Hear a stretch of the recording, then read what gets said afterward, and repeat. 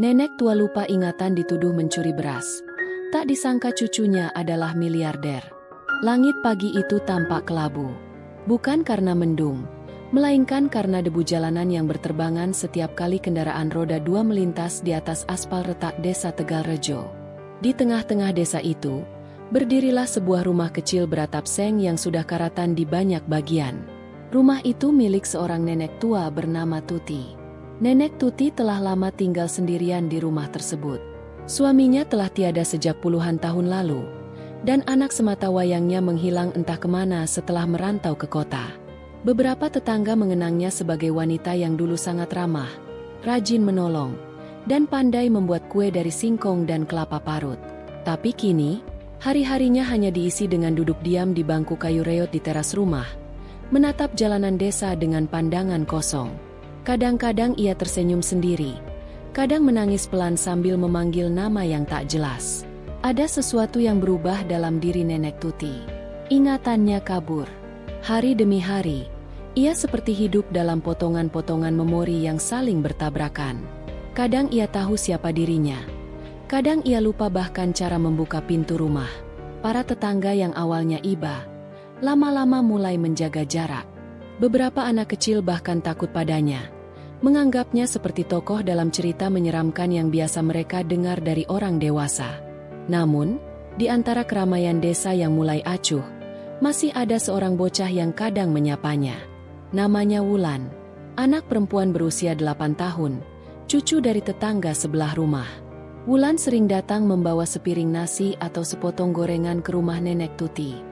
Ia tidak terlalu paham kenapa nenek itu sering terlihat kebingungan, tapi rasa kasihan membuatnya terus kembali.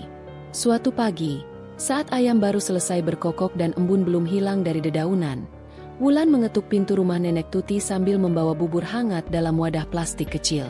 Tidak ada jawaban. Ia mengetuk lagi. Kali ini agak keras. "Nyet, Nenek Tuti, ini Wulan," katanya pelan. Tak lama kemudian, terdengar derit pintu yang dibuka perlahan. Nenek Tuti muncul dari balik pintu, mengenakan daster lusuh dan selendang tipis di pundaknya. Wajahnya terlihat lelah. "Siapa?" tanyanya pelan. "Wulan. Nek, nih, bawa bubur. Mama yang masak." Nenek Tuti menatap Wulan lama, lalu tersenyum samar. Tapi di matanya, ada kekosongan. Seolah nama Wulan terdengar asing, padahal sudah ratusan kali anak itu datang membawakannya makanan. "Terima kasih, Nak. Kau anak siapa ya?" Wulan tersenyum kaku. Ia tak menjawab, hanya menyodorkan bubur dan melangkah pergi. Ia sudah terbiasa dengan pertanyaan itu. Di rumah, ibunya selalu berpesan untuk tetap sabar dan jangan menanggapi kalau Nenek Tuti lupa lagi. Hari-hari berlalu dengan ritme yang sama. Nenek Tuti berjalan menyusuri gang, kadang lupa jalan pulang, kadang masuk ke pekarangan orang lain. Pernah suatu pagi ia terlihat duduk di teras rumah kepala dusun, memeluk seikat daun pisang yang katanya hendak dijual ke pasar. Padahal ia sudah bertahun-tahun tak punya ladang. Beberapa warga mulai gelisah. Mereka berbisik-bisik, membicarakan bagaimana seharusnya orang seperti Nenek Tuti dirawat di tempat yang lebih aman. Ada juga yang mencibir, menganggap keberadaannya hanya menambah masalah di desa. Bahkan beberapa ibu-ibu pernah memergoki Nenek Tuti mengambil beras dari teras rumah warga tanpa izin. Padahal, bisa jadi Nenek Tuti mengira itu miliknya sendiri. Wulan yang mendengar desas-desus itu merasa gelisah. Ia bercerita pada ibunya, berharap ada orang dewasa yang bisa membantu. Namun ibunya hanya menggeleng pelan. "Kalau kita bawa ke puskesmas, siapa yang nanggung biaya?" ucapnya lirih. "Lagian, siapa juga yang punya keluarga buat ditanya-tanyain?"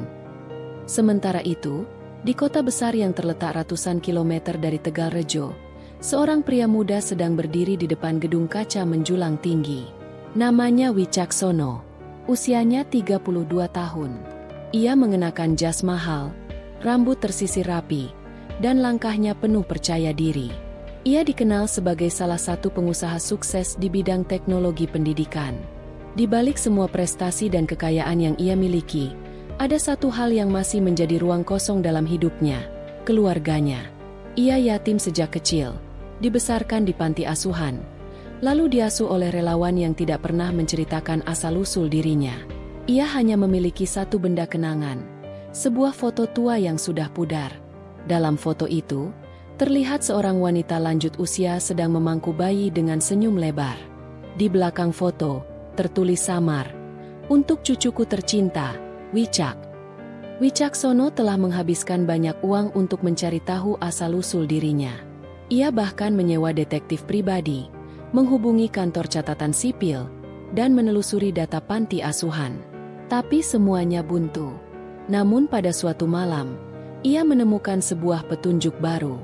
Seorang staf dari yayasan tempat ia dibesarkan menghubunginya, memberitahu bahwa ada seorang relawan lama yang pernah mengenal wanita yang mengantar Wicak ke panti.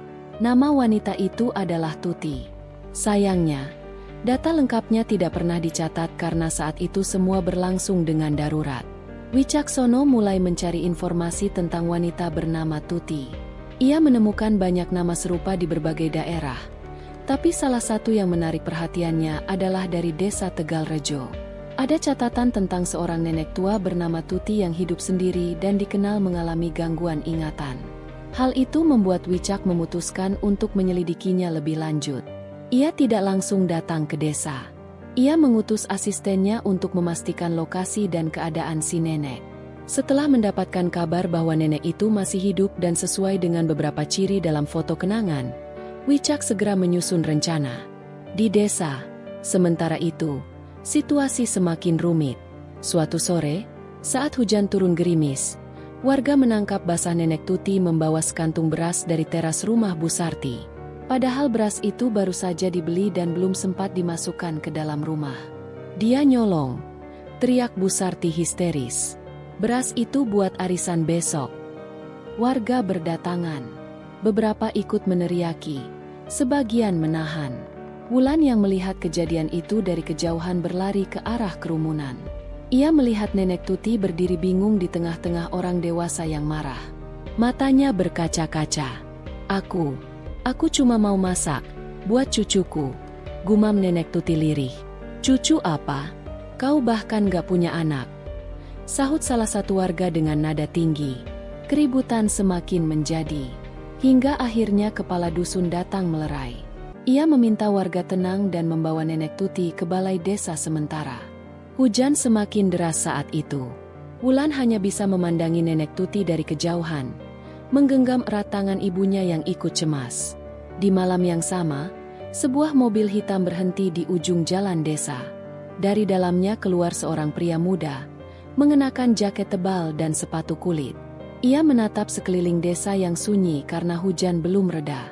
Di tangannya, ia menggenggam foto lama yang sudah nyaris tak terbaca. Pria itu adalah Wicaksono. Langit mendung bergelayut sejak pagi. Aroma tanah basah menyeruak dari sela-sela rumputan yang tumbuh liar di pekarangan belakang. Di sebuah gang sempit yang terletak di ujung pasar tradisional, langkah kaki seorang perempuan tua menggema pelan di atas jalan paving yang berlubang. Wajahnya keriput, matanya sayu, dan kain jarik batik yang membalut tubuhnya tampak sudah lusuh. Nama perempuan itu adalah Nenek Tuti. Sejak pagi, ia telah berdiri di sekitar pasar, hanya memandangi aktivitas para pedagang dari kejauhan. Kadang ia ikut tersenyum saat melihat anak-anak kecil menyusul ibunya yang berbelanja. Kadang ia sekadar mengusap dada saat melihat orang berlalu tanpa mengenalnya. Bukan hanya pedagang yang tak mengenalnya. Ia sendiri pun tak mengenal siapapun. Bahkan, yang paling menyedihkan, ia tak benar-benar mengenali siapa dirinya. Sudah beberapa pekan terakhir ini, warga sekitar mulai memperhatikan kehadirannya yang terus-menerus mondar-mandir di pasar. Beberapa berasumsi bahwa ia hanya orang tua yang kesepian. Ada pula yang menyangka ia sedang mencari seseorang. Namun ada juga yang sudah mulai terganggu oleh kehadirannya. Ia dianggap sebagai pengemis yang tak tahu diri, padahal ia tak pernah sekalipun menengadahkan tangan. Hari itu, saat hujan mulai turun tipis, langkah Nenek Tuti terhenti di depan toko sembako milik Bu Lilis. Ia berdiri cukup lama di sana. Matanya menatap sekarung beras yang teronggok di sisi etalase toko. Tak ada niat mencuri. Ia hanya menatap, seperti mengenali sesuatu dari karung itu. Bu Lilis yang sedang menghitung stok telur ayam sempat melirik dan mengernyit. Ia sudah sering melihat Nenek Tuti berdiri di depan tokonya. Tapi hari itu tampaknya berbeda. Hujan turun, dan perempuan tua itu berdiri terlalu dekat dengan karung beras. Nek Tuti, mau apa?" seru Bu Lilis sambil keluar dari balik meja kasir. Suaranya cukup keras hingga membuat dua pelanggan lain menoleh. Nenek Tuti tidak menjawab. Ia hanya menoleh perlahan, seolah baru menyadari bahwa dirinya sedang berada di tempat yang salah. Bibirnya bergerak pelan, seakan hendak mengucapkan sesuatu, tapi yang keluar hanya gumaman yang tak jelas.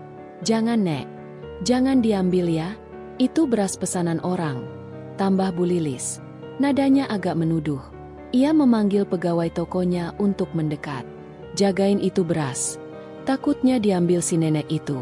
Belakangan ini sering mondar-mandir soalnya." Hujan mulai deras. Petir menggelegar dari kejauhan. Nenek Tuti perlahan memutar tubuh dan mulai melangkah pergi. Tapi matanya tetap menoleh ke arah karung beras itu. Langkahnya goyah. Sepatu usang yang dikenakannya penuh lumpur. Saat ia sampai di ujung gang, salah satu anak kecil berteriak, "Itu nenek yang suka nyolong beras, ya Ma?" Kata-kata itu menancap tajam. Bukan hanya di telinga para pengunjung pasar, tetapi juga di dada Nenek Tuti sendiri. Ia tak paham mengapa orang menganggapnya seperti itu. Ia bahkan tak ingat sejak kapan ia berada di lingkungan itu. Rumahnya di mana, cucunya siapa, dan kenapa setiap pagi tubuhnya menuntunnya kembali ke pasar. Semua itu samar. Di salah satu rumah kecil yang tak jauh dari pasar, seorang pemuda bernama Juna yang bekerja sebagai tukang tambal ban melihat Nenek Tuti berjalan tertatih. Ia meletakkan alat tambalnya dan menghampiri. "Nek, mau kemana? Hujan-hujan begini. Ayo berteduh di bengkel saya dulu," ujarnya lembut. Nenek Tuti menatap Juna sejenak, lalu mengangguk pelan. Juna membentangkan jaket parasutnya untuk memayungi tubuh Nenek Tuti yang menggigil. Setelah sampai di bengkel kecilnya, Juna menyodorkan segelas teh hangat dan handuk tipis. "Sudah makan, Nek?" tanya Juna. Nenek Tuti tidak menjawab. Tangannya hanya menggenggam gelas teh dengan erat. Uapnya mengepul. Hangatnya perlahan menyentuh pipi Nenek Tuti yang dingin. Juna memperhatikan lekat-lekat. Di wajah renta itu ada kesedihan yang dalam. Ia sudah beberapa kali melihat Nenek Tuti mondar-mandir di sekitar pasar. Dan dari hari ke hari, tubuhnya semakin kurus. Ia tahu, tidak semua warga memperlakukannya baik. Bahkan ada yang mulai menuduhnya sebagai pencuri hanya karena ia kerap berdiri terlalu dekat dengan barang dagangan. "Nenek tinggal di mana? Ada keluarga?" tanya Juna lagi. Namun Nenek Tuti hanya menatap kosong. Ia lalu meletakkan gelas itu dengan tangan bergetar. Kemudian, dengan suara serak, ia bertanya, "Nak, aku, siapa, ya?" Juna tercekat. Ia menatap perempuan tua itu lama. Tak tahu harus menjawab bagaimana. Ia hanya menghela napas dan berkata, "Nek istirahat saja dulu. Kalau ingat, baru cerita lagi, ya." Sementara itu, di toko Bu Lilis, kegemparan kecil terjadi. Salah satu karung beras di sudut toko hilang.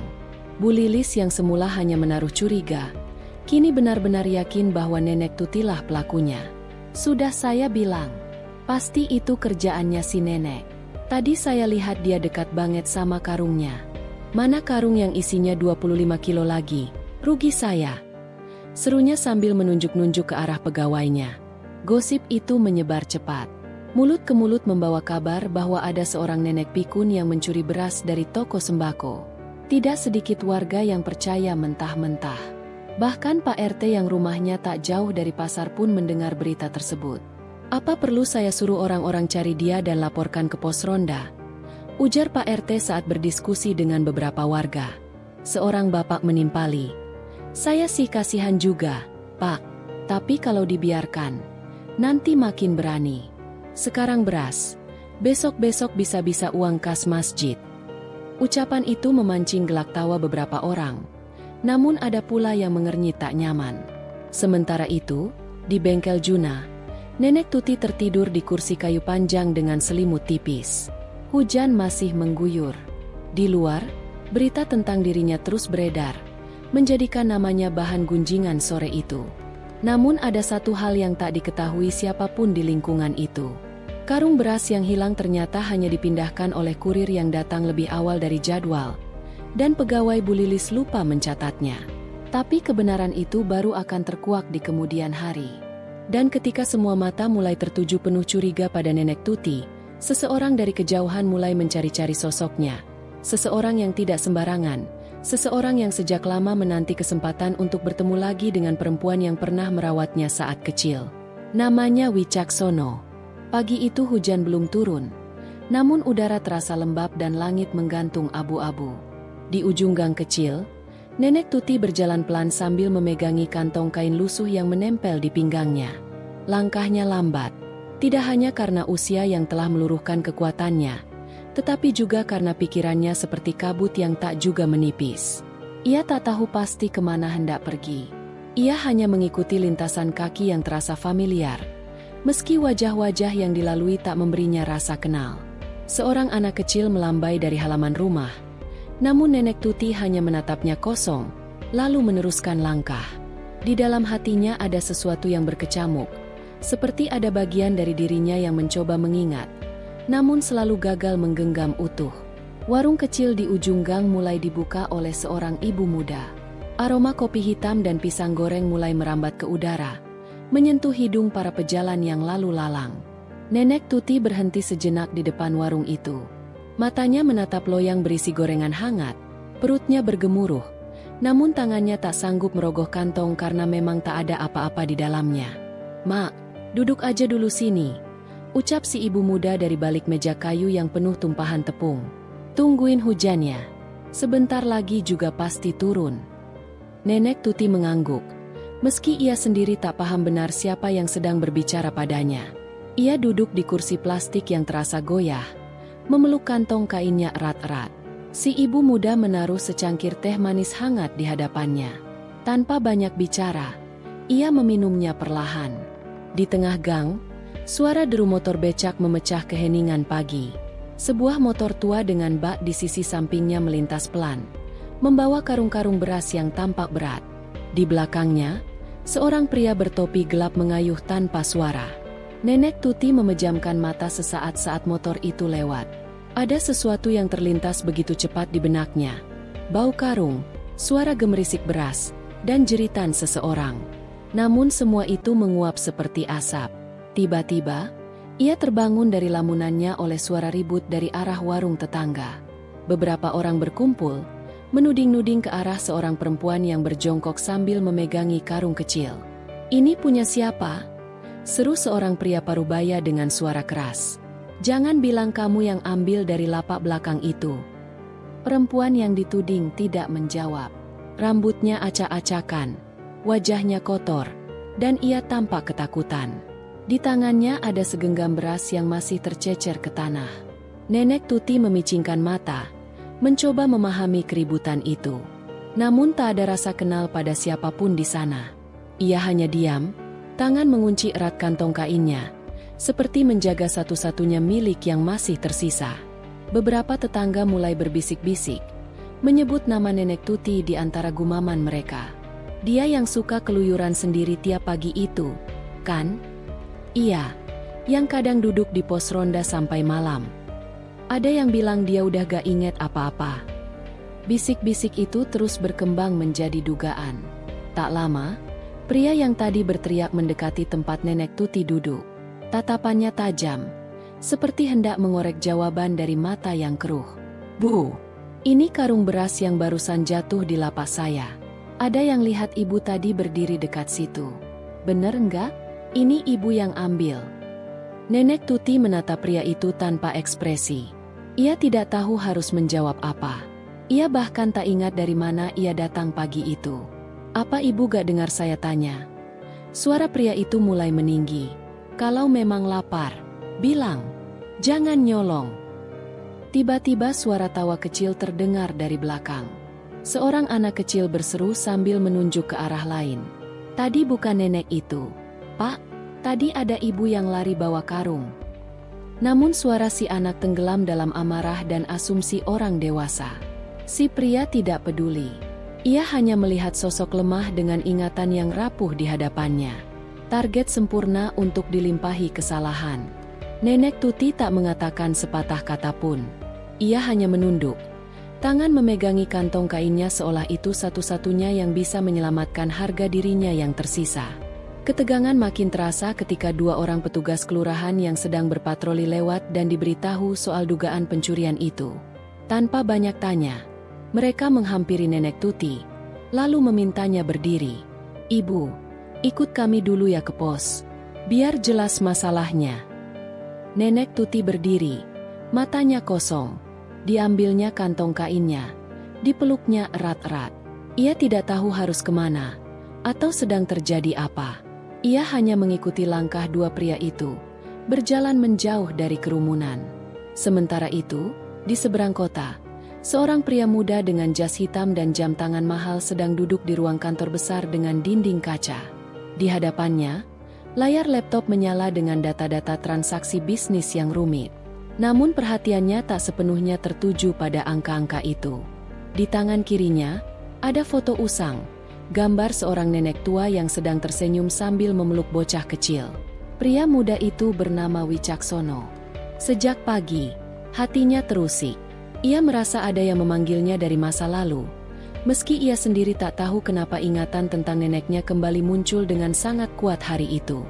Langit desa mulai menguning saat sore menjelang. Cahaya matahari perlahan merunduk, menyusup di sela-sela pepohonan yang rimbun di sisi jalan kecil menuju pasar. Di pojok jalan, tempat biasanya ibu-ibu berkumpul sambil menunggu anak pulang madrasah, hanya tampak satu sosok duduk terdiam. Nenek Tuti, dengan kerudung pudar dan sandal jepit yang sebelah putus, duduk menatap jalan sepi itu, memeluk karung kecil berisi sebungkus singkong rebus yang diberikan seorang penjual tadi siang karena kasihan. Orang-orang tak lagi mempedulikan keberadaannya seperti dulu. Sejak kejadian di warung beras 2 hari lalu, ia seakan menjadi musuh bersama. Anak-anak menatapnya dengan rasa takut bercampur geli. Ibu-ibu mencibirnya dari kejauhan, dan para pedagang selalu siaga jika melihatnya mendekat ke lapak mereka. Sebuah stigma yang perlahan membunuhnya diam-diam. Sakit di tubuh mungkin bisa disembuhkan, tapi luka di hati yang ditorehkan oleh tuduhan yang tak berdasar sulit sekali hilang. Sambil menatap jalan setapak itu, ia sesekali mengernyit bingung. Ia tak tahu pasti mengapa duduk di situ. Setiap kali mencoba mengingat rumahnya, wajah cucunya, atau kejadian beberapa hari terakhir, hanya kekosongan yang datang. Fragmen-fragmen samar muncul seperti potongan mimpi buram. Ada suara lelaki kecil memanggilnya. Ada rasa hangat di dada. Ada wangi minyak kayu putih, tapi semua lenyap seperti kabut diterpa angin. Sementara itu, di sisi lain desa, sebuah mobil hitam berhenti di depan balai desa. Wicaksono turun dari dalamnya, membawa tas kecil berisi dokumen dan beberapa bingkisan. Setelah pertemuannya di kota rampung, ia tak bisa menunda lebih lama untuk mencari kabar tentang neneknya. Sejak beberapa hari ia mencoba menelepon tetangga dekat rumah nenek, tapi tak satu pun menjawab. Hati kecilnya mulai gelisah sejak mimpi tentang neneknya datang berturut-turut 3 malam berturut-turut. Dalam mimpi itu, Nenek Tuti duduk di tengah hujan deras, menggigil, memanggil namanya tanpa suara. Wicaksono dikenal sebagai pengusaha muda sukses di ibu kota. Beberapa majalah pernah menampilkan wajahnya di halaman depan sebagai figur inspiratif. Tapi sedikit yang tahu bahwa ia tumbuh bukan dari limpahan harta, melainkan dari ketegaran dan kasih sayang seorang nenek tua di desa yang bahkan rela berjualan kerupuk demi menyekolahkannya. Baginya, Nenek Tuti bukan sekadar keluarga, tapi pelita yang menerangi hidup saat dunia menjadi terlalu gelap. Setelah menyalami petugas desa, Wicaksono duduk di beranda balai sambil mendengarkan penjelasan Pak Lurah. Wajahnya menegang saat mendengar kabar tentang tuduhan mencuri beras yang menimpa neneknya. Ia mengepalkan tangan tanpa sadar. "Lalu, di mana beliau sekarang, Pak?" tanyanya dengan nada serius. Pak Lurah menggeleng. "Kami sempat mencarinya ke rumah, tapi tidak ada. Beberapa warga melihat beliau mondar-mandir di sekitar pasar, namun belum ada yang benar-benar memperhatikan." Tanpa menunggu lama, Wicaksono pamit dan langsung menuju pasar bersama 2 orang pemuda yang ditunjuk sebagai penunjuk arah. Di sepanjang perjalanan, ia menatap sisi jalan dengan gelisah, berharap ada tanda-tanda keberadaan neneknya. Di dalam hatinya, ia sudah tak peduli dengan pekerjaan, proyek-proyek besar, atau pertemuan bisnis. Satu-satunya yang penting sekarang adalah menemukan perempuan renta yang telah membesarkannya dengan penuh kasih. Sementara itu, Nenek Tuti masih duduk di tempat yang sama. Langit mulai berubah warna menjadi keunguan. Angin berhembus lebih dingin. Ia memeluk tubuhnya, sesekali batuk pelan, lalu menggosok pergelangan tangannya yang kemerahan. Tiba-tiba, suara langkah kaki terdengar dari arah jalan. Dua pemuda-muda berjalan tergesa disusul seseorang di belakang mereka. Tinggi, berkulit bersih, mengenakan kemeja hitam, dan raut wajah yang tak asing. Nek Tuti? Salah satu dari pemuda itu mendekat. Nenek Tuti menoleh. Matanya menyipit. Ia tak mengenali siapapun dari mereka. Wicak? Gumamnya lirih. Tanpa sadar, Wicaksono tertegun. Suara itu, meski serak dan lemah, adalah suara yang selama bertahun-tahun menenangkan malam-malam sulitnya. Ia berlari mendekat, lalu berlutut di hadapan Nenek Tuti. "Nek, ini aku, Cak, cucumu." Perempuan renta itu menatapnya lekat-lekat. Mulutnya terbuka, tapi tak ada suara keluar. Ia mencoba mengangkat tangannya, menyentuh pipi cucunya, lalu perlahan meneteskan air mata. Ingatannya masih belum pulih, tapi ada sesuatu dalam pelukan itu yang membuatnya merasa hangat, aman, dan pulang. Warga yang lewat mulai memperlambat langkah. Mereka melihat sosok yang biasa hanya muncul di televisi kini berlutut memeluk seorang nenek renta yang dianggap pencuri. Mulut-mulut yang tadi sibuk mencibir kini tertutup. Mata mereka saling berpandangan penuh tanya. Malam itu, Nenek Tuti dibawa pulang oleh Wicaksono ke rumah lamanya yang sudah dibersihkan beberapa waktu lalu. Rumah itu sunyi, tapi penuh kenangan. Di sudut dinding masih tergantung figura tua berisi foto anak-anak. Di meja masih ada toples kosong yang dulu sering diisi kerupuk. Wicaksono menyuapi neneknya bubur hangat sambil memeluk bahunya. Ia memanggil dokter pribadi dari kota untuk memeriksa kondisi nenek, memastikan semuanya baik-baik saja. Dokter menyatakan bahwa Nenek Tuti mengalami gejala demensia ringan yang makin parah karena tekanan psikologis dan kondisi lingkungan yang tidak mendukung. Tapi, dengan perawatan yang baik dan lingkungan hangat, harapan untuk membaik masih terbuka. Hari-hari selanjutnya, Wicaksono menetap di desa, bekerja jarak jauh dan fokus merawat neneknya.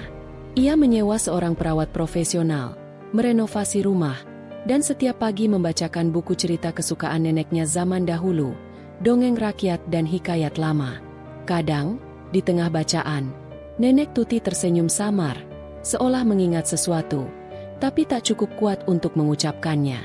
Di pasar, bisik-bisik mulai berubah. Orang-orang yang dulu mencibir mulai merasa bersalah. Sebagian datang ke rumah membawa buah tangan dan meminta maaf. Wicaksono menerima mereka dengan tenang, meski dalam hatinya ia masih menyimpan luka. Suatu pagi, saat Wicaksono tengah menyuapi sarapan, Nenek Tuti menatapnya dan berkata, "Cak, kamu sudah besar, ya? Maafkan Nenek, sering lupa." Wicaksono mengecup tangan keriput itu. Nenek nggak salah apa-apa. Aku yang terlambat pulang." Hari itu, langit desa tak hanya cerah, tapi juga seperti menyimpan harapan. Sebuah perjalanan yang belum selesai, tapi sudah menunjukkan cahaya kecil di ujungnya. Langit Jakarta mulai redup, lampu-lampu kota perlahan menyala serempak, menerangi gedung-gedung pencakar langit yang berdiri megah. Di balik kaca jendela pesawat jet pribadi yang melayang pelan menuruni langit ibu kota, Wicaksono menyandarkan tubuhnya di kursi kulit hitam berlapis satin. Setelah 2 pekan menghadiri Forum Ekonomi Internasional di Swiss, pikirannya rindu dengan suasana tanah kelahirannya. Di tangan kirinya tergenggam tablet digital. Layarnya menyala dengan notifikasi berita yang terus mengalir. Pria muda itu nyaris tak pernah membaca berita hiburan atau gosip sosial. Tapi satu judul berhasil memaksa jarinya berhenti menggulir layar. Nenek diduga mencuri beras. Ternyata penderita pikun. Warga hanya bisa menonton. Wicaksono menekuk alis. Ada dorongan aneh yang membuatnya menekan artikel itu. Saat video diputar, suara riuh terdengar. Seorang perempuan tua dengan rambut putih kusut berdiri gemetar di depan sebuah toko kelontong. Sekujur tubuhnya berbalut kain lusuh yang kebesaran. Ia menggenggam erat sebuah karung beras ukuran kecil sambil menyebut kata-kata yang tak jelas. Pemilik toko, seorang pria paruh-baya, menuding keras ke arah nenek itu sambil menunjuk-nunjuk kamera ponsel. "Ini pencuri! Ini pencuri! Lihat semua! Ini orang ngaku-ngaku nggak tahu apa-apa. Ngaku lupa. Dasar pembohong!" Ucap pria itu berulang-ulang. Wicaksono mengerutkan kening. Ada sesuatu yang mengusik dalam cara si nenek berdiri. Tatapannya kosong. Tubuhnya gemetar. Namun bukan itu yang menghentak dadanya. Ada bayangan samar dalam dirinya yang terasa familiar. Matanya menatap intens ke arah wajah sang nenek. Ada lekuk pipi, kerutan di sudut bibir. Bahkan nada lemah dari suara itu yang seolah pernah ia dengar. "Berhenti sebentar," ujarnya pada pilot. Lalu ia menatap lagi ke layar, memutar ulang video itu. Beberapa detik ia diam. Udara di kabin terasa lebih tebal dari sebelumnya. "Nenek?" gumamnya lirih.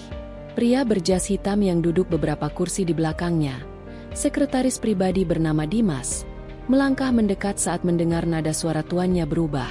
"Ada yang bisa saya bantu, Pak Wicak?" Wicaksono mengangguk, masih dengan tatapan tak lepas dari layar. "Cari tahu siapa nenek ini.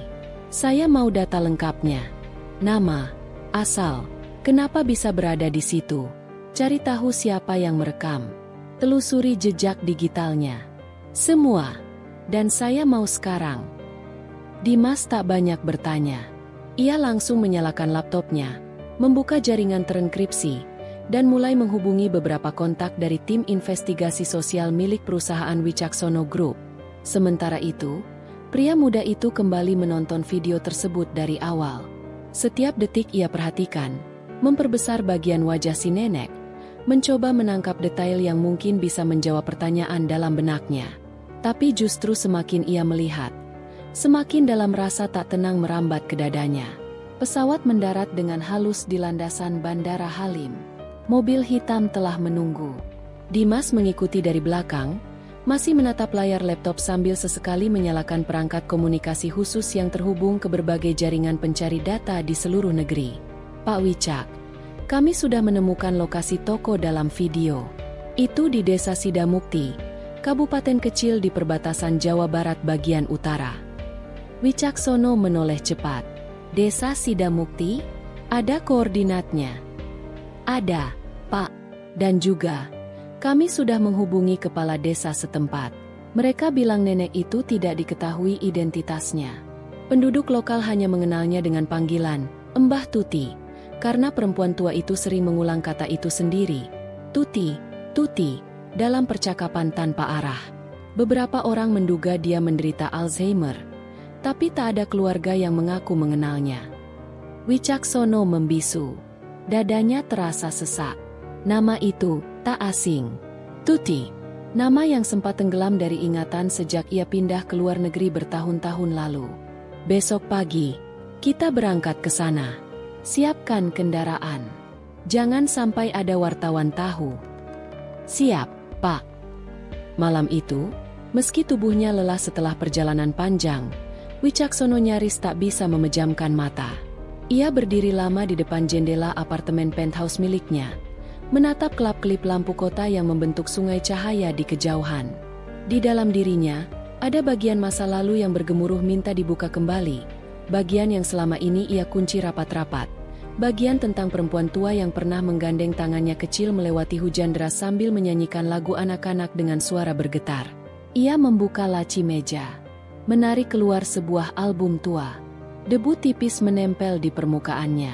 Dengan jari bergetar, ia membuka halaman-halaman yang mulai menguning.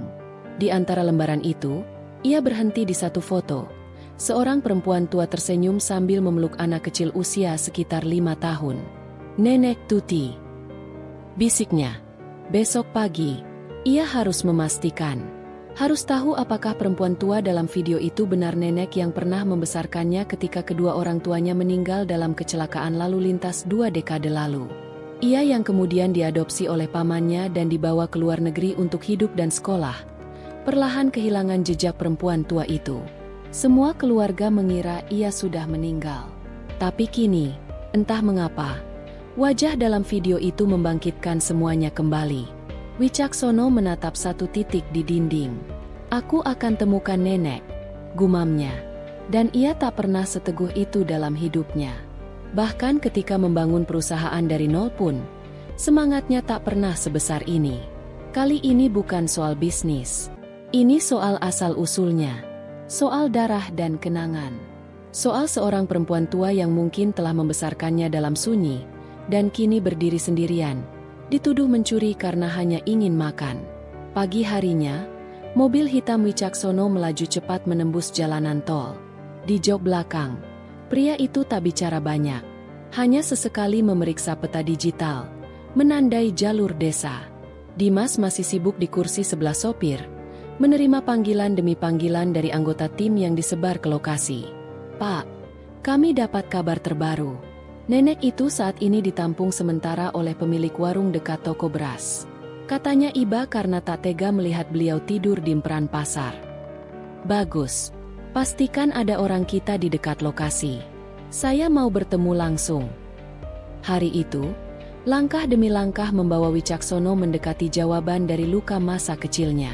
Setiap kilometer yang ia lewati, setiap nama jalan yang tertera di GPS, seolah mengikis kabut di memorinya. Ia tak tahu apa yang akan ia temui nanti. Tapi ia siap. Karena jika benar nenek itu adalah nenek Tuti, maka dunia yang selama ini ia bangun dengan usaha dan kerja keras harus berhenti sejenak, agar ia bisa menebus waktu yang hilang. Langkah kakinya menyentuh tanah berdebu yang sudah lama tidak dikenalnya. Desa itu terlihat seperti melayang di antara bayang-bayang waktu. Seperti sesuatu yang tertinggal namun tak pernah benar-benar hilang. Angin yang berhembus membawa aroma dedaunan kering, tanah lembab, dan kayu tua. Sepintas semuanya tampak biasa, seperti desa-desa lain yang dilupakan pembangunan. Tapi bagi Wicaksono, setiap sudut menyimpan kemungkinan rahasia yang tak terjawab. Ia mengenakan kemeja kusam, celana bahan sederhana, dan topi lebar yang sengaja menutupi sebagian wajahnya. Di pundaknya tergantung tas ransel kecil berisi dokumen, uang tunai, dan alat perekam suara tersembunyi. Tidak ada yang tahu bahwa pria tinggi dengan senyum hangat itu adalah pemilik perusahaan multinasional yang kantornya berdiri di 3 benua. Beberapa warga yang melihatnya mengira dia hanya relawan seperti kebanyakan anak muda kota yang ingin merasakan hidup sederhana di desa. Ia menyebut dirinya Kak Wicak, seorang relawan dari yayasan sosial yang fokus pada bantuan pangan dan pendidikan di daerah terpencil. "Namamu bagus, Kak," ujar seorang anak kecil yang ditemuinya saat membagikan buku gambar di pos ronda. "Terima kasih. Namamu siapa?" balasnya sambil jongkok menyamakan tinggi. "Bayu," sahut anak itu sambil mengangkat tangannya penuh percaya diri. Wicaksono tersenyum. Nama itu tak asing. Ia ingat pernah mendengar nama Bayu disebutkan dalam laporan tim sosialnya sebagai cucu dari salah satu warga desa yang hidup dalam kemiskinan. Tapi bukan itu yang menyita perhatiannya. Langkahnya membawanya ke rumah yang terbuat dari papan kayu tua, berdinding anyaman bambu. Di teras rumah itu duduk seorang wanita tua mengenakan kebaya lusuh. Matanya kosong, mengarah ke kebun singkong yang sudah mengering di depan rumah. Rambutnya yang memutih digelung rapi, meski beberapa helai tampak lepas tertiup angin. Wicaksono terdiam. Dada kirinya seperti diremas. Napasnya sesak. Dari kejauhan, sosok itu seolah memiliki tarikan yang kuat, seperti medan magnet yang menarik segala yang pernah terlupakan. Ia mematung selama beberapa detik sebelum akhirnya mendekat perlahan. "Selamat siang, Bu," sapanya sambil mengangguk hormat. Perempuan tua itu menoleh. Matanya tidak menunjukkan tanda pengenalan, hanya sedikit keheranan. "Siapa ya?" tanyanya pelan. "Saya relawan, Bu. Kami dari yayasan sosial. Ingin mendengar cerita-cerita warga desa. Boleh saya duduk?" Perempuan tua itu mengangguk, mempersilakannya duduk di bangku panjang yang terbuat dari batang kelapa tua. "Apa nama ibu, kalau boleh tahu?" "Nenek Tuti," jawabnya singkat. Suara itu, ada yang aneh dalam cara dia menyebutkan namanya. Bukan nada bicaranya yang membuat tubuh Wicaksono menggigil, tapi suara itu sendiri, nadanya, intonasinya, seperti gema yang menggema dari ruang kosong dalam dirinya. Ia tidak langsung bicara banyak. Ia hanya duduk dan memperhatikan. Tangan Nenek Tuti gemetar saat menyentuh cangkir teh yang telah dingin. Kulit tangannya keriput, tapi gerakannya halus, seperti seseorang yang pernah terbiasa menyeduh teh untuk tamu terhormat. Sudah lama tinggal di desa ini, Bu? Lama sekali. Sejak saya kecil. Tapi saya tidak tahu umur saya, katanya sambil tertawa pelan. Tawa itu serak, tapi tidak kosong. Wicaksono merasakan sesuatu yang berat di tenggorokannya. Pertanyaan-pertanyaan muncul dalam kepalanya. Mengapa suara Nenek Tuti terasa begitu akrab? Mengapa ia merasa pernah duduk di dekat perempuan ini? Bahkan mungkin pernah digendongnya? Ia tidak bertanya lebih jauh hari itu. Hanya berpamitan dengan sopan dan berjanji akan kembali. Malam harinya, ia menginap di rumah salah satu warga yang menjadi mitra yayasan. Sambil duduk di beranda rumah yang berlantai semen kasar, ia membuka catatan kecil dan menuliskan satu kalimat. Wajahnya seperti mimpi yang tertunda. Keesokan harinya, ia berbaur lebih banyak dengan warga. Membantu membagi sembako, ikut dalam gotong royong membersihkan saluran air yang tersumbat lumpur, dan menyapa para pedagang di pasar desa. Tapi hatinya masih tertambat pada satu rumah. Sore hari, ia kembali ke rumah Nenek Tuti. Kali ini ia membawa bingkisan kecil, teh celup, gula, dan minyak goreng. Kok repot-repot? Ujar Nenek Tuti sambil menerima bingkisan itu dengan kedua tangan. Tidak apa-apa, Bu. Sedikit rezeki, sahutnya. Saat mereka duduk kembali di teras, Wicaksono mulai memancing cerita. Ibu tinggal sendiri di sini. Saya tidak tahu, jawab Nenek Tuti dengan wajah bingung. Kadang-kadang ada anak kecil main ke sini. Kadang saya merasa pernah punya anak. Tapi saya lupa, banyak yang saya lupa. Wicaksono menahan napas. Apakah ibu ingat nama anak ibu? Saya tidak yakin, katanya pelan. Tapi saya sering mimpi. Ada anak kecil memanggil saya. Eyang, Eyang. Tapi saya tidak tahu siapa dia. Kalimat itu menampar batinnya. Ia terdiam. Jari-jarinya mengepal di atas lutut. Ia mulai menanyakan ke warga lain soal Nenek Tuti. Seorang tetua desa bernama Pak Manan memberinya cerita yang mulai membuka jendela memori. Dulu Ibu Tuti punya anak sematawayang. Waktu anak itu masih kecil, suaminya meninggal.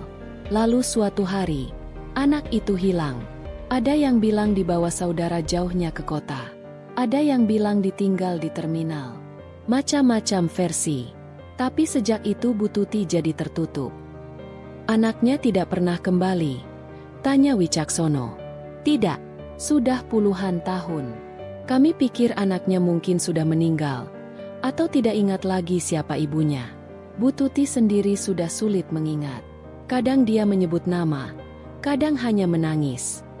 Di kamar sempit tempat ia menginap, Wicaksono membuka kotak besi kecil yang selalu ia bawa. Di dalamnya ada foto usang yang ditemukan oleh timnya dari arsip lama di panti asuhan. Foto seorang anak kecil berumur sekitar 4 tahun digendong perempuan yang mengenakan kebaya.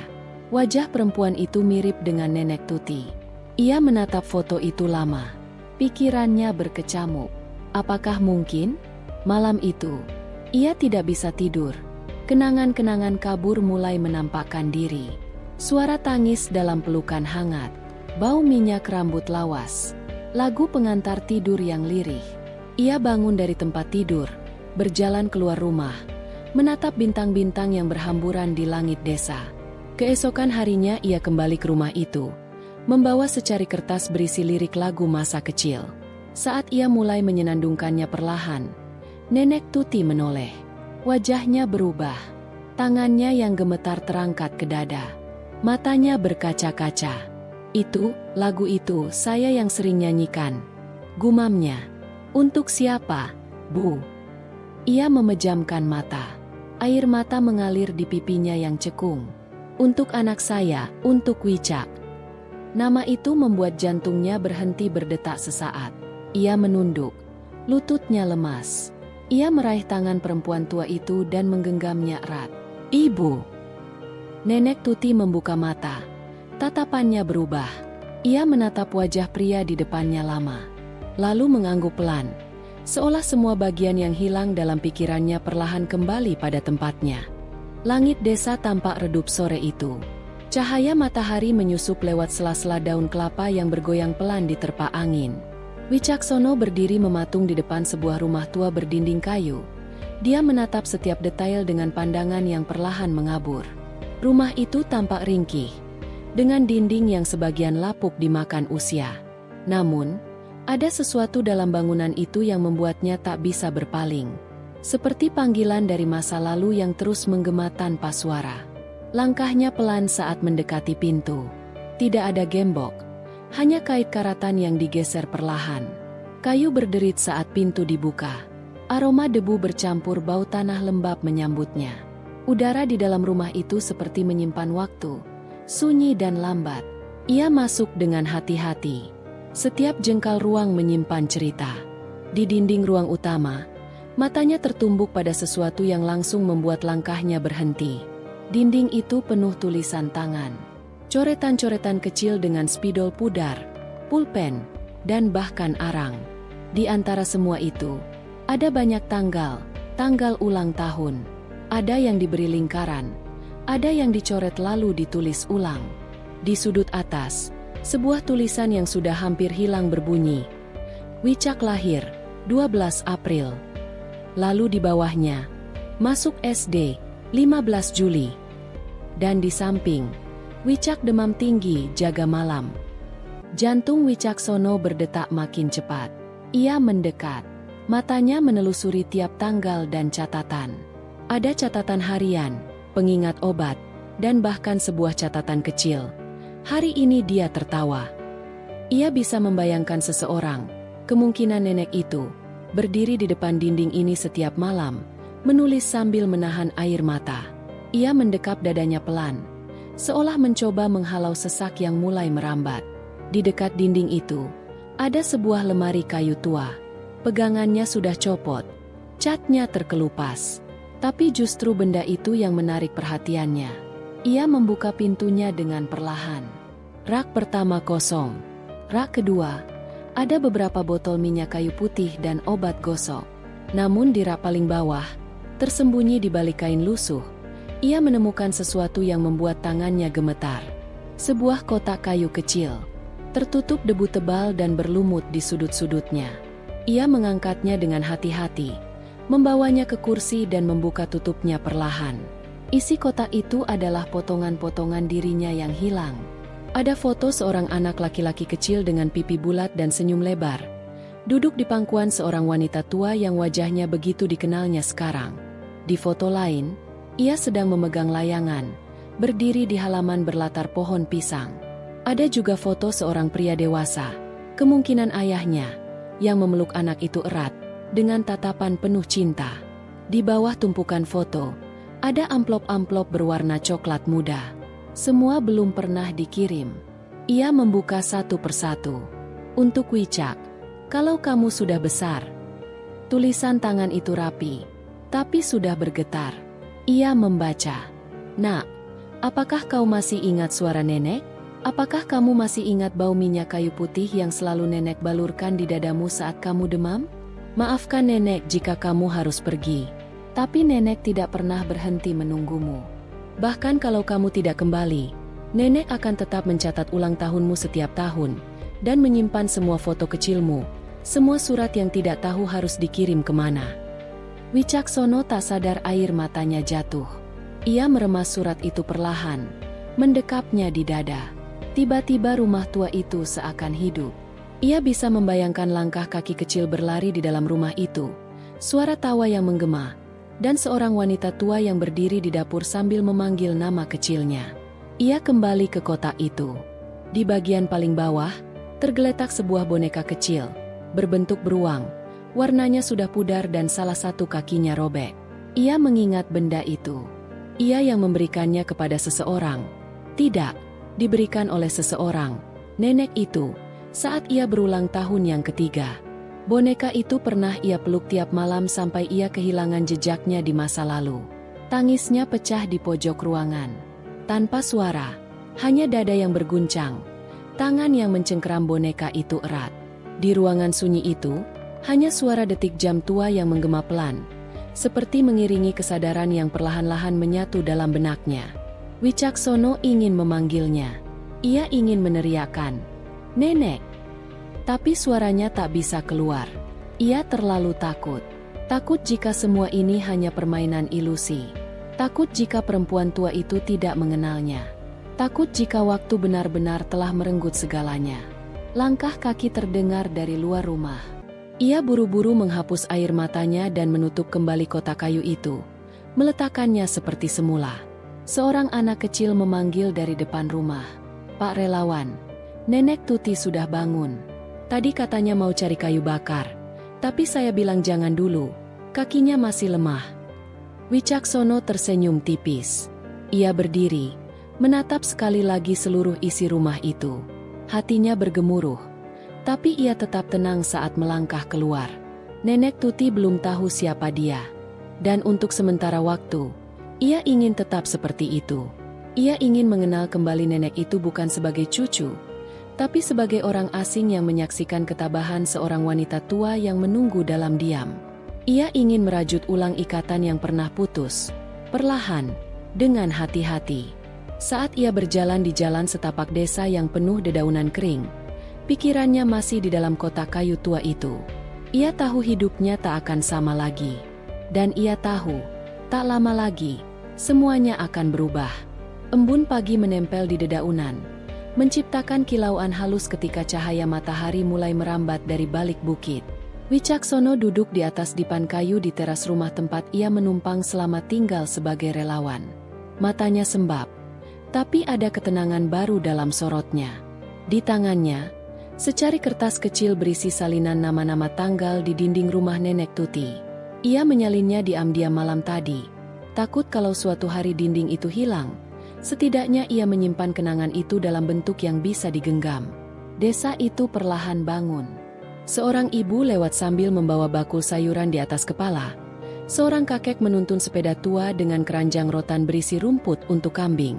Anak-anak berseragam SD berlari kecil di jalanan tanah, sambil tertawa melihat ayam-ayam yang berlarian ke samping. Tapi bagi Wicaksono, semuanya seakan hening. Ia hanya menunggu satu hal, Nenek Tuti keluar dari rumahnya. Ia bangkit dan melangkah pelan. Sejak menginjakan kaki di desa ini, semua terasa asing sekaligus sangat dekat. Jalan setapak yang ia lewati seolah pernah ia susuri puluhan kali, meski tak satu pun ia bisa ingat dengan jelas. Ada suara-suara kecil di benaknya, seperti nyanyian tua yang hampir lenyap di telan waktu. Sesampainya di rumah kayu itu, ia berdiri sebentar, memperhatikan jendela yang terbuka setengah. Tirainya berkibar ditiup angin. Lalu terdengar suara batuk pelan dari dalam. Ia mengetuk pintu 2 kali.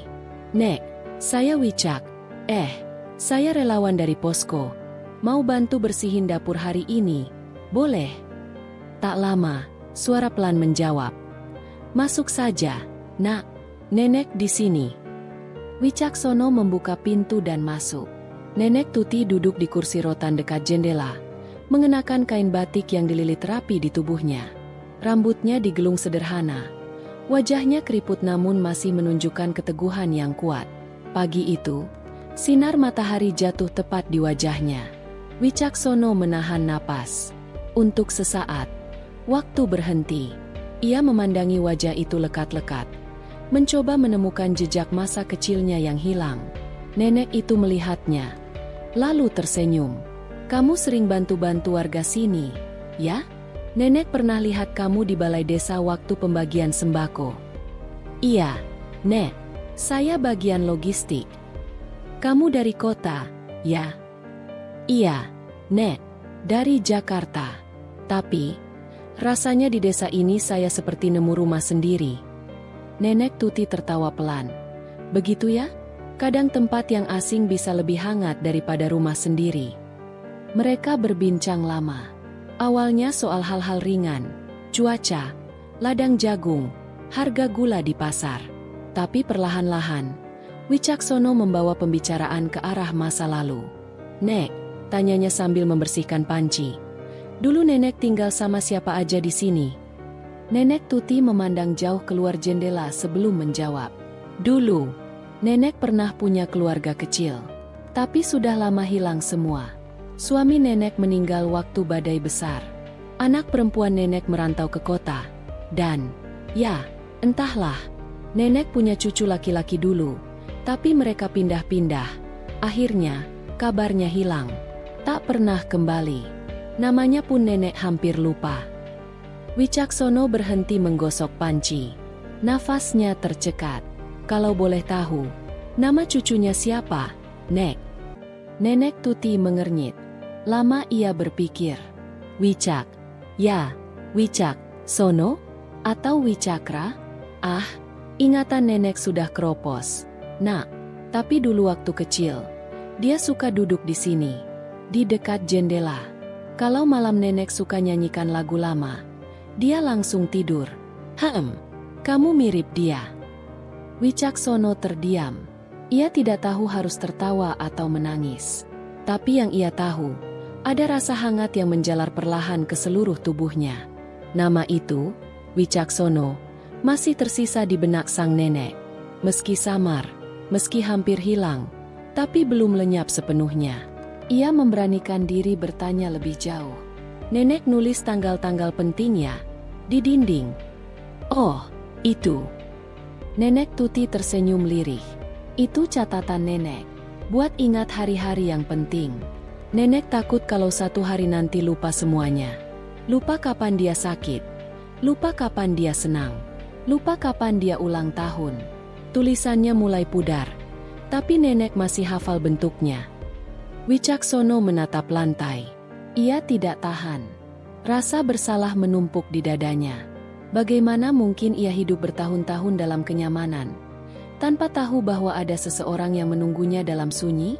Seseorang yang mencatat ulang tahunnya, tahun demi tahun, meski tidak tahu apakah ia masih hidup. Namun ia belum sanggup mengucapkan kebenaran. Belum.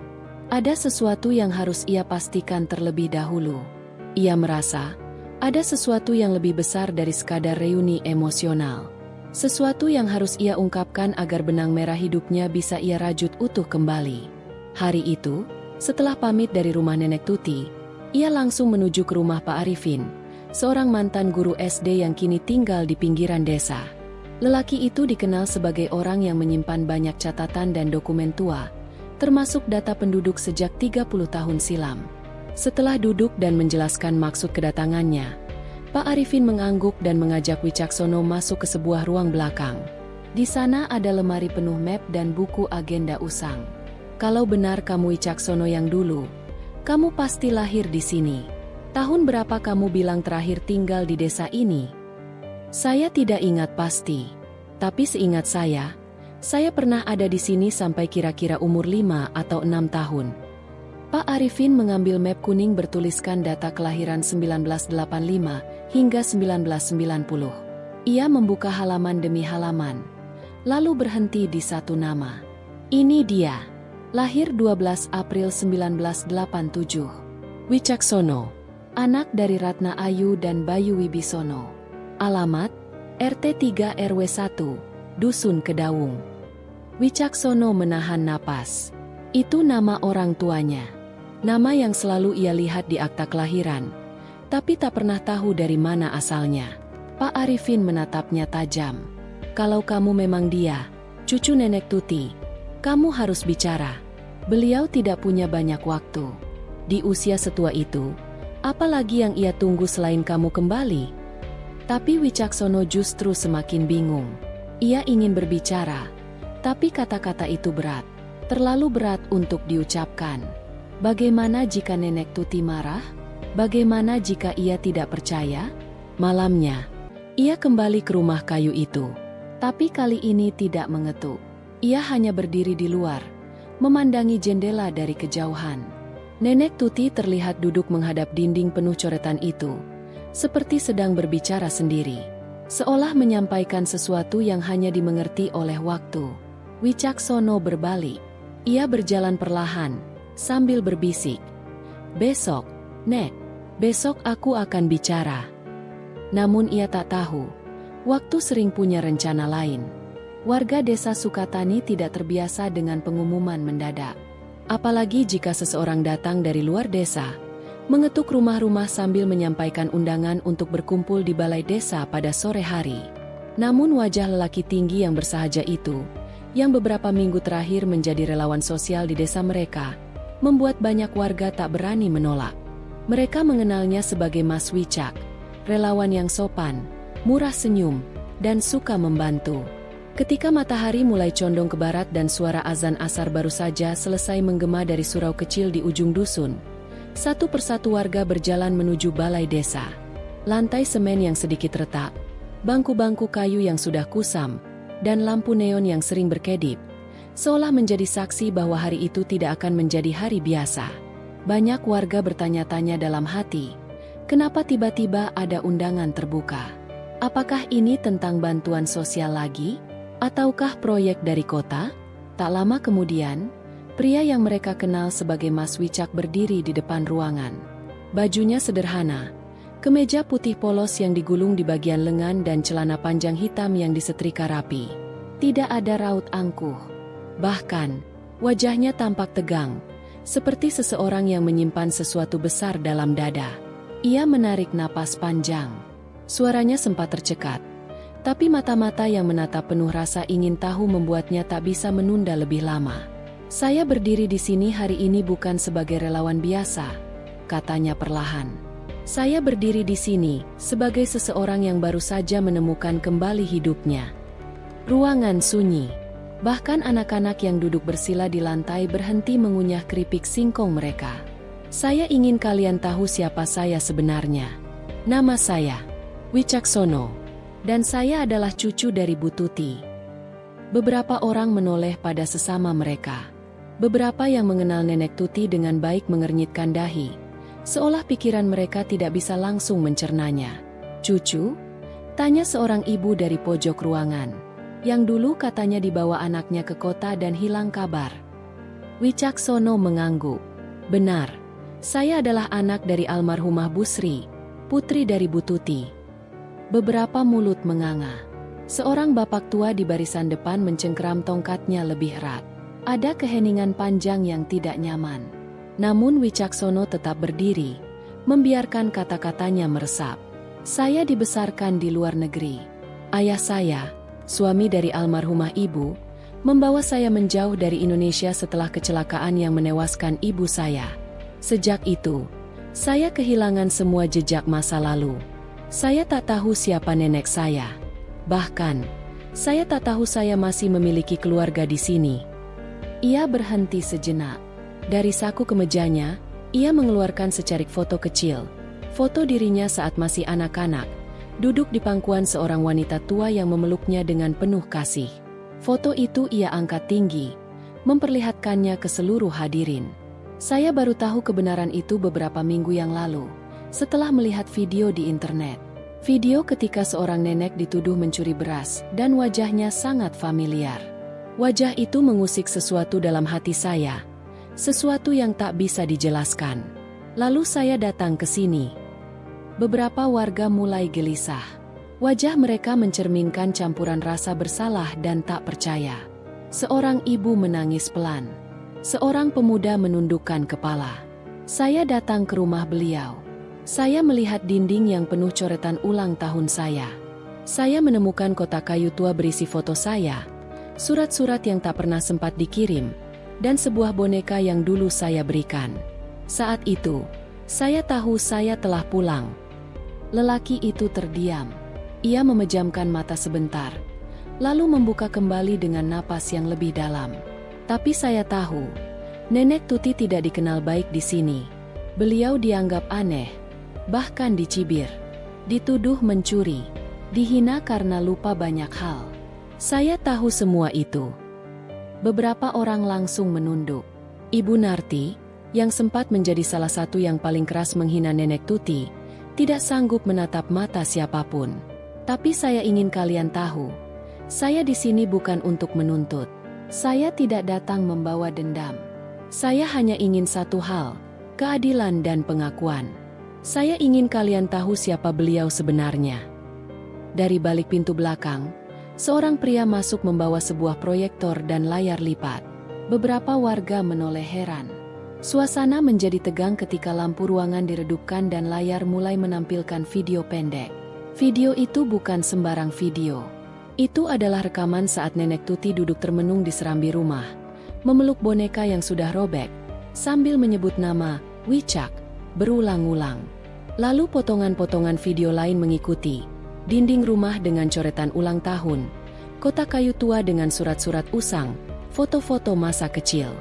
Diiringi suara narasi Wicaksono sendiri, video itu menjelaskan kronologi dari awal ia menemukan siapa dirinya, hingga titik ketika ia menyadari bahwa perempuan renta yang dicibir oleh desanya sendiri adalah satu-satunya orang yang tak pernah melupakannya. Tangisan mulai terdengar. Ibu-ibu yang sebelumnya sibuk mengupas singkong menutup mulut mereka dengan kain. Seorang pemuda yang dulu merekam tuduhan pencurian itu menangis keras-keras dan memeluk lututnya. Usai video diputar, suasana balai desa hening. Lalu perlahan, Nenek Tuti sendiri muncul dari sisi ruangan, diantar oleh seorang relawan perempuan. Ia tampak linglung, tapi saat matanya menangkap sosok Wicaksono yang berdiri di depan, senyumnya merekah walau samar. "Enduk, Wicak, itu kamu ya?" tanyanya lirih. Suaranya nyaris seperti desir angin. Wicaksono melangkah maju, menghampiri sang nenek. Ia menunduk, berlutut, lalu memeluk Nenek Tuti erat-erat.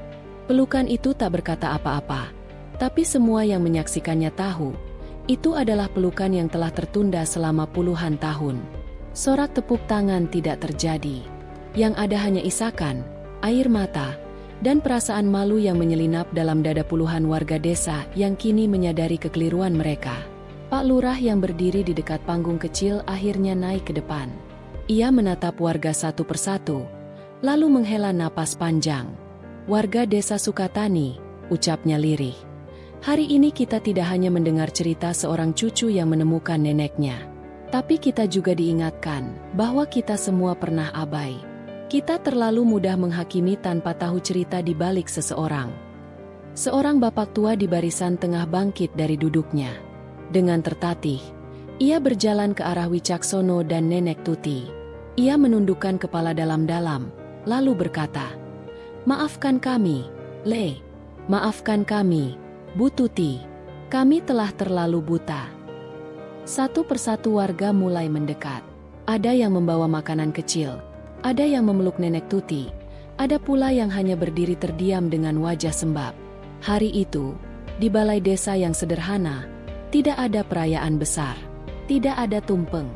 Tapi ada satu hal yang dirayakan dengan diam-diam, kebenaran yang akhirnya kembali ke tempatnya, dan cinta yang tak pernah pada meski waktu memisahkan.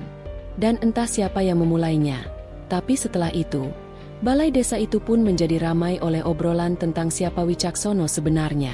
Bisik-bisik tentang dirinya yang merupakan pemilik perusahaan teknologi di Jakarta, yang kekayaannya tak terhitung, yang jaringan perusahaannya sampai ke luar negeri, semua mulai beredar. Tapi yang lebih penting dari itu semua bagi warga, bukanlah soal uang atau status. Yang menyentuh hati mereka adalah fakta bahwa lelaki yang kini berdiri sebagai tokoh besar, ternyata lahir dari desa kecil ini. Dari rahim seorang nenek renta yang dulu sering mereka anggap beban. Wicaksono tidak berkata banyak setelah itu. Ia hanya berjanji satu hal, ia tidak akan pergi lagi. Tidak dari desa ini, tidak dari sisi neneknya. Dan hari itu pun ditutup dengan langit senja yang seolah ikut menyimak, mencatat satu peristiwa yang akan selalu dikenang oleh warga desa Sukatani untuk puluhan tahun ke depan. Udara pagi di desa Sukatani terasa lebih ringan dari biasanya. Hembusan angin lembut bergoyang di dedaunan kelapa, sementara embun masih menempel di selar rumputan. Di beranda rumah kayu milik Wicaksono dan Nenek Tuti, sarang burung gereja mengeluarkan kicauan pelan, menandai saat yang istimewa. Wicaksono duduk di dipan bambu, menyeruput teh hangat. Di depannya, Nenek Tuti sedang menyiapkan sarapan sederhana, anapol sayur rebus dan bubur jagung manis. Tidak ada rasa canggung antara mereka. Yang ada adalah kehangatan yang terajut sejak pertemuan pertama di rumah kayu itu. Suasana pagi itu terasa seperti doa yang sudah tertunda. Semua luka, baik milik Nenek Tuti, maupun malu warga desa yang dulu mencibirnya, olah tercuci oleh kesadaran dan cinta seorang cucu yang pulang membawa kebenaran. Setelah menyantap sarapan, Wicaksono mengajak Nenek Tuti berjalan menuju alun-alun desa. Tempat rencana rapi untuk perayaan kecil telah disiapkan oleh warga. Pohon-pohon tua menaungi lapangan tanah, kursi kayu telah disusun rapi, dan sebuah papan besar bertuliskan, "Selamat datang Wicaksono." Penghormatan terhadap Bu Tuti terpampang di atas panggung sederhana. Wicaksono menggandeng tangan Nenek Tuti dengan lembut. Ia mengenalkan sang nenek kepada Bapak Lurah, para kepala dusun, guru lama, dan tetangga dekatnya yang dulu mencibir. Mereka datang dengan pandangan malu, namun sekarang menatap penuh hormat. Ketika prosesi dimulai, beberapa anak SD menari sederhana mengenakan pakaian tradisional desa. Lagu-lagu lokal mengalun pelan. Lalu giliran sambutan. Wicaksono berdiri, jelas namun rendah hati. "Saya berdiri di sini hari ini bukan sebagai orang sukses, bukan sebagai miliarder. Saya berdiri sebagai cucu Bu Tuti yang terlambat pulang, dan sebagai manusia yang ingin menebus waktu. Pengampunan kalian hari ini adalah hadiah terindah buat nenek saya, dan juga buat saya." Teriakan, "Hidup Bu Tuti!" dan "Hidup Wicaksono!" berlangsung. Tidak ada panggung besar, hanya pelukan hangat. Satu persatu warga maju memeluk kedua orang yang selama ini menjadi simpul penderitaan dan harapan. Setelah itu, teman-teman relawan sosial yang pernah datang ke desa membagi bingkisan berisi alat sekolah, pakaian, serta perlengkapan kebersihan. Banyak yang menerima sambil meneteskan air mata, bukan karena iba, tapi karena bangga. Desa kecil ini punya tokoh besar yang pulang tak untuk mencari pamrih, melainkan menghadirkan keadilan dan cinta.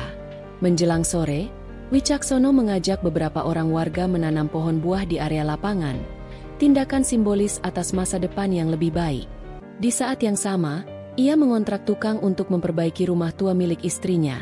Sekarang rumah mereka berdua, dengan menggunakan bahan lokal, merawat nilai tradisi sekaligus menyediakan kenyamanan layak untuk masa tua sang nenek. Saat hari sudah hampir malam, lampu-lampu petromax dinyalakan, menerangi meja panjang berisi makanan khas desa, gudeg kacang, singkong rebus, sayur asem, dan minuman jahe hangat. Persis di tengah meja ada tumpeng kecil diberi nama tumpeng pulang, simbol bahwa pulang dapat menjadi permulaan baru.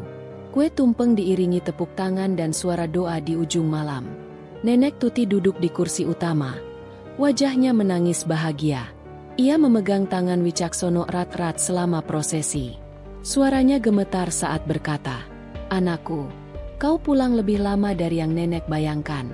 Tapi kau pulang membawa dunia baru, untuk nenek, dan untuk desa yang pernah menilai sendiri nenek tanpa tahu cerita sepenuhnya." Wicaksono meneteskan air mata. Ia memeluk nenek kuat. Semua orang terdiam, dan dalam keheningan penuh makna itu, rasanya segala ketidakadilan sirna. Malam ditutup dengan ngobrol santai di teras rumah. Warga, relawan, dan tetua desa duduk bersama. Banyak kisah lama terungkap. Seorang ibu cerita tentang bagaimana dulu ia meremehkan Nenek Tuti, tapi akhirnya menyadari bahwa betapa salah ia menilai kemanusiaan. Seorang bapak muda bercerita bagaimana ia kini ingin mendaftar sebagai sukarlawan, terinspirasi oleh teladan Wicaksono. Ketika semua sudah bubar, Wicaksono mengantar sang nenek ke rumah. Ia menyalakan lampu minyak yang hangat, membaringkan nenek dengan penuh lembut, lalu duduk di sampingnya. Malam sunyi terasa damai. "Besok kita mulai hari baru, Nek," katanya menatap mata yang masih basah bercampur haru. Nenek Tuti mengangguk pelan, lalu menggenggam tangan cucu yang selama ini ditunggu baliknya. "Kita mulai dengan hari ini, Nak, dengan cinta yang tak pernah pudar." Dengan demikian berakhirnya kisah ini, tentang pengampunan, cinta, dan pulangnya seorang anak yang membawa harapan ke asalnya. Disinilah kisah Nenek Tuti dan Wicaksono menemukan cahaya bahagia, bersama di desa yang kini tak lagi takut menatap masa lalu, tetapi penuh harapan menyongsong masa depan.